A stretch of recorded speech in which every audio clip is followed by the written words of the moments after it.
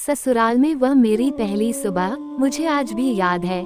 कितनी घबराकर मैं उठी थी, ये सोचती हुई कि कहीं देर ना हो जाए, नहीं तो सब न जाने मेरे बारे में क्या सोचेंगे।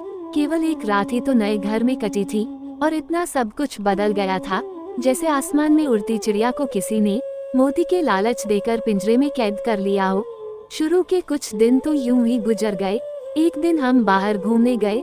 जब हम वापस घर आए तो सासू माँ की आंखों में खुशी तो दिख रही थी, लेकिन केवल अपनी बेटे के लिए ही। मैंने सोचा कि शायद नया नया रिश्ता है, एक दूसरे को समझने में कुछ वक्त लगेगा, लेकिन समय ने जल्द ही एहसास करा दिया कि मैं यहाँ बहू हूँ, इसलिए मैं जैसा चाहूँ वैसा नहीं कर पाऊंगी। कुछ कायदा और मर्यादा है जिसका मुझे पालन करना होगा, जैसे कि धीरे धीरे बात करना, धीरे से हंसना, सबके खाने के बाद खाना खाना। ये सब आदतें मुझे अपने आप आ गई। माँ से भी बात कम होने लगी थी, जिसकी वजह से मुझे पीहर की याद आने लगी। ससुराल में पूछने पर कहा गया कि अभी नहीं, कुछ दिन के बाद जाना। जिस पति ने शादी के समय कहा था कि आपकी बेटी पास में ही तो है, कभी भी आ जाया करेगी, उसके भी सुर बदल गए थे।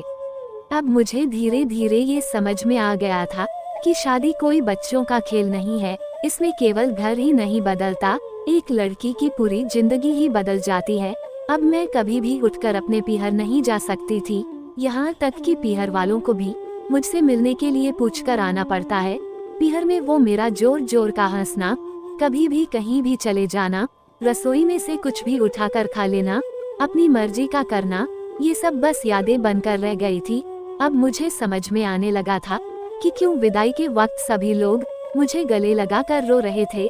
असल में मुझसे दूर होने का एहसास उन्हें हो रहा था, लेकिन एक और बात थी जो उन्हें अंदर ही अंदर परेशान कर रही थी कि अब जिस सच्चाई से मुझे इतने दिन दूर रखा गया था, वो सच्चाई मेरे सामने आने वाली थी।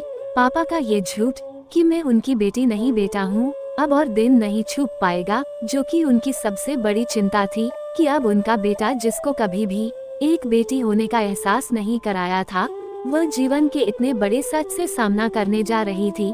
वही माँ को भी चिंता सता रही थी कि उनकी बेटी अभी तक कोई एक काम भी नहीं किया करती थी, परंतु अब वह पूरे परिवार की जिम्मेदारी कैसे उठा पाएगी।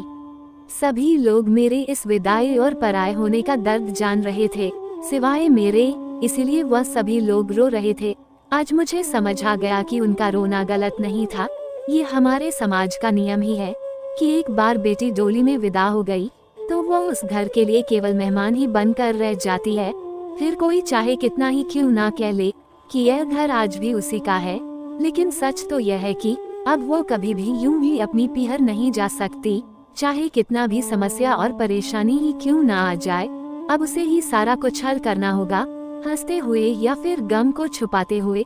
दोस्तों, एक लड़की अपना पूरा घर परिवार सब कुछ त्याग कर बस अपने पति के भरोसे ससुराल आती है, तो वो उम्मीद रखती है कि मेरे पति मेरी साथ जरूर देंगे। तो पति का भी फर्ज होना चाहिए कि परिस्थिति जो भी हो, वो अपने घर के साथ साथ अपनी पत्नी का भी साथ दे। ये नहीं कि कुछ परेशानियां आए तो वो केवल घर का ही साथ दे और उस बेचारी को अकेला रोने के लिए छोड़ दे। पति को ऐसा होना चाहिए कि वह अपनी पत्नी को समझाए कि देखो, ये काम को ऐसे करोगी और उस काम को वैसे करोगी तो मेरी पूरी फैमिली तुमसे खुश हो जाएगी और तुम्हें एक बहू के रूप में नहीं बल्कि अपनी बेटी की रूप में स्वीकार कर लेगी। दोस्तों, आपको अगर ये वीडियो अच्छी लगी है तो लाइक एवं कमेंट करें तथा चैनल पे नए हैं तो चैनल को सब्सक्राइब करना ना भूलें। धन्यवाद।